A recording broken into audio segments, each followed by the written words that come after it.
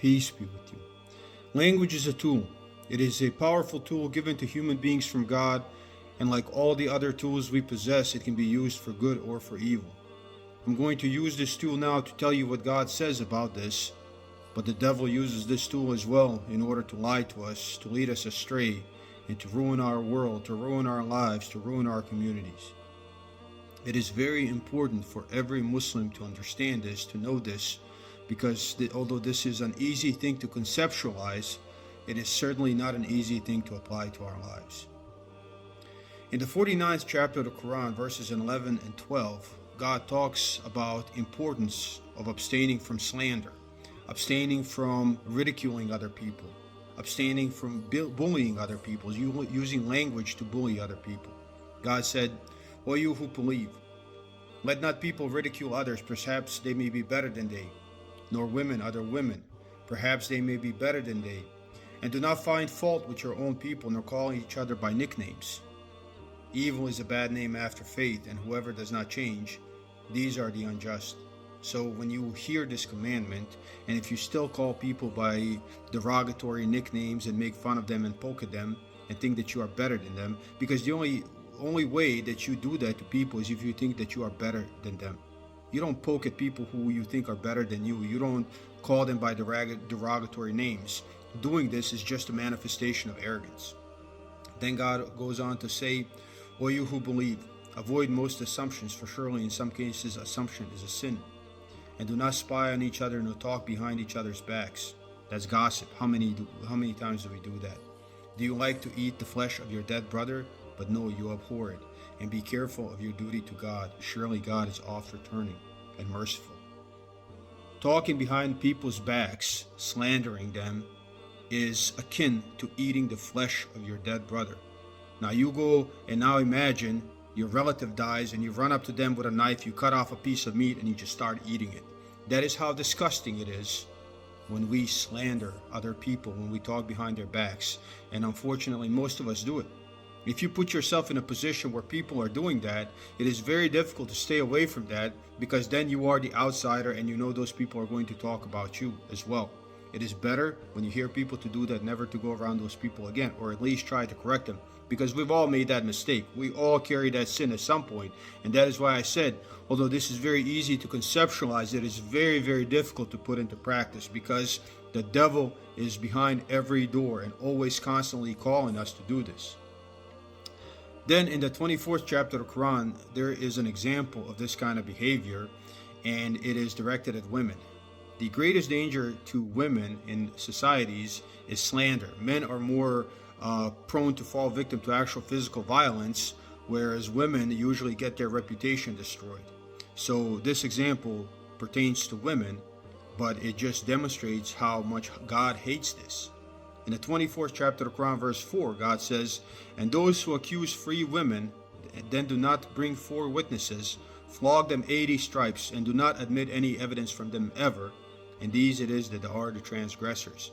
So people who try to slander the reputation of women, God says that these people are liars, and unless they have witnesses, not to believe them. But that's not the only thing that God says in regards to this, because those who invent the lie definitely hold great responsibility, and they are guilty of a great sin.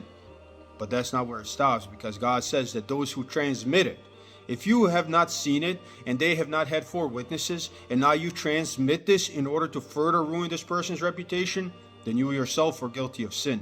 Again, very easy to conceptualize, but if somebody you trust tells you this and you go on and you repeat it, before God you are a liar just like they are a liar, and you are guilty of a great sin.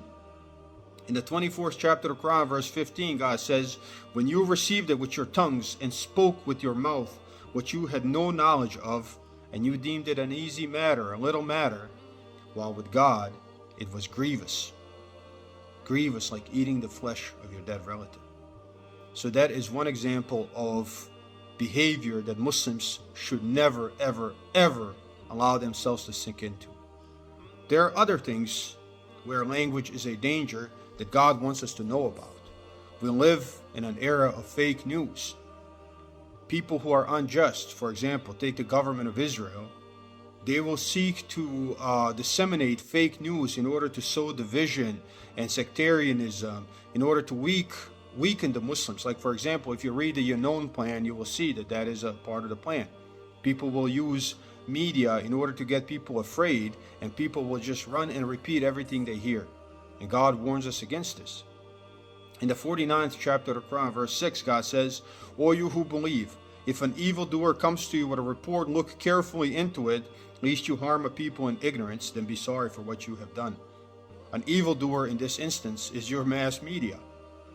Your social media platforms can influence this kind of behavior.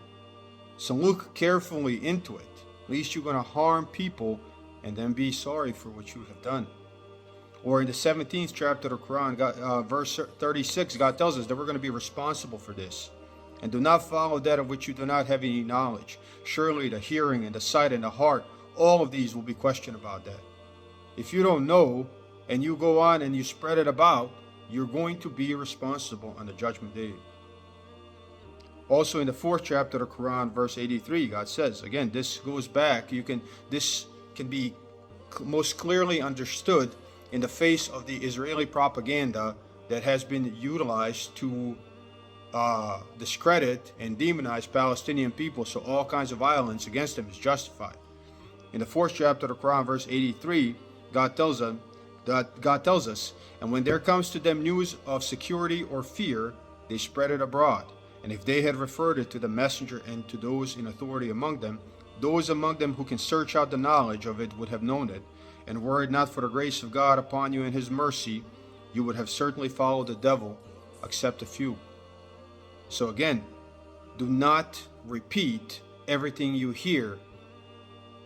That is the ultimate underlying lesson. Do not invent lies and do not repeat lies unless you are certain that what you are hearing is truth. Look, the devil attacks us on every single avenue in regards to this, even through religion. God says in the 3rd chapter of the Quran, verse 78, "Most surely there is a party of those who distort the book with their tongues, that you may consider it to be of the book. And they say it is from God, while it is not from God, and they tell a lie against God while they know." Certain people do this on purpose. There are people who pretend to be Muslims in order to create religious extremism, so the Western media can then record them and use them as an example of all Muslims.